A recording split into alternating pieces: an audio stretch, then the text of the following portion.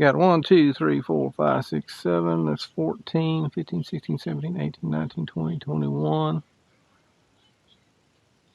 32, 23, 24, 25, 26, 27, 28, 30, 31, 32, 35 machines on a trailer. I missed that one. I bet that motor and transmission are good, but I'm not climbing up there to get them off. I'll let that go.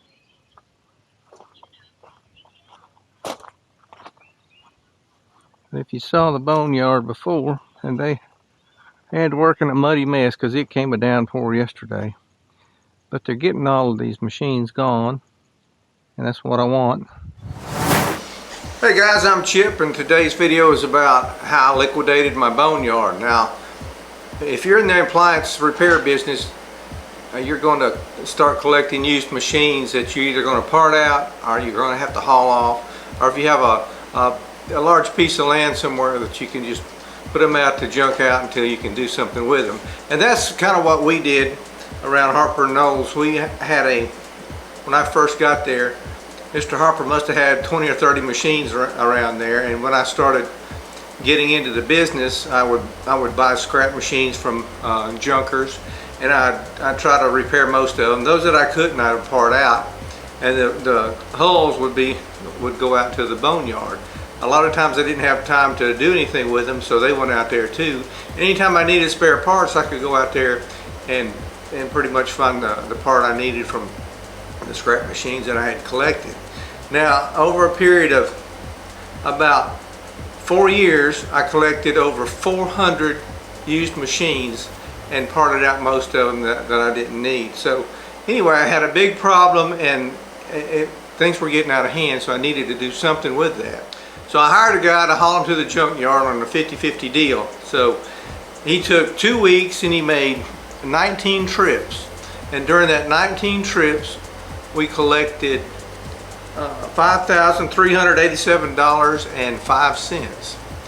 Now, I had to go through all these tickets and add all that up and split the money with him. But I think in the future what I'll do is I'll just park my trailer there at Mr. Harper's, and as I collect machines, and a side note here, I've already collected 12 more used machines since we've liquidated the boneyard that I need to do something with. So what I'm thinking about doing is just parking my trailer there, and I think we get an average of 34, 35 machines per load. And as I park these out, the ones I can't use, I'll just start putting them on this trailer, and I will take them to the junkyard myself, because $5,387 isn't anything to sneeze at, and giving up 50% of that, I didn't have to do that really. I could have hauled all those things myself, but I didn't have the time or the help to do so. But if I can handle in the future, if I can handle my boneyard one machine at a time, and when I get through with it loaded on that trailer, one machine at a time, it won't be that hard. And when I get a load, I can take an afternoon or an early morning and haul them to the junkyard myself and keep all the profit.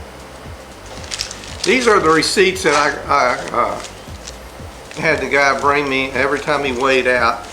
Now, out of these 19 tickets, the average load was $283. So every time he made a trip to the junkyard, he brought back around $283, and we split the money then. But this is what the boneyard looked like before, and these are pictures after. And if you're in the appliance repair business, you are going to have a lot of junk, and you're going to need a place to set this stuff. So if your missus is okay with you cluttering up her backyard with used washing machines, you don't have a problem. Mine, however, has a problem with me bringing any of that stuff to the house. Mr. Harper doesn't have a problem in his place, and that's why I got my new shop. I have a big lot on the back side. Then when I put a privacy fence out there and cover it with, I'm thinking about covering it with a nursery grade black material that they put in nurseries for weed control, and then on top of that I'm going to spread probably some gray rock or crushed limestone, something like that, to to keep out the weeds and stuff. Make it easier to handle. If you're going to get in this business, or you're in this business, you know what I'm talking about. You are going to have to deal with a lot of junk. However, when my idea about it is that as you bring machines in, you should, if you're going to repair them as soon as possible. If you're going to park them out, get the hulls ready and put them on a trailer ready for the junkyard as soon as possible. Otherwise, this will get out of hand like it did with me, and I had over 400 machines and various parts and tubs and agitators and everything. Oh yeah, by the way, this guy also hauled the plastic off for me. He didn't get anything for that, but he promised that he would clean the whole place up. So he hauled off used agitators, suspension rods, a lot of plastic on that stuff, used tubs that were cracked, just all kinds of the plastic parts that go along with washers and dryers. He hauled off for me. So we cleaned the place up pretty well, and I'm trying to mitigate having that problem in the future by doing this method. Or in the future, my plan is to park my trailer nearby in a convenient place, and as I park machines out, and the ones that I can't fix, if I park them out, collect the parts for resale or to fix, I'm going to take the hulls and put them on this trailer, and when I get a load, then I'm going to go to the junkyard with it. That way, everybody won't start collecting a lot of material. And I'll have time to do things like taking the aluminum parts off the motors. If you can separate the pieces from these machines, you'll get more money.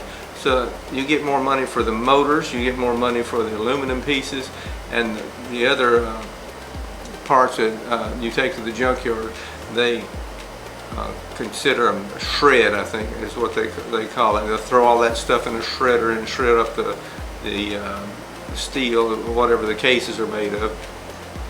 And that way you can mitigate having a huge boneyard. On a side note, the guy that took these things to the junkyard for me, he said he met a man there that he said he knew that where there was 10 acres of washing machines and dryers and other appliances, that if he wanted to talk to that man, he would he could probably clean that 10 acres up. He declined to do that. He was about tired of hauling off washers and dryers when he got through with me. Anyway, that's how I got rid of our boneyard.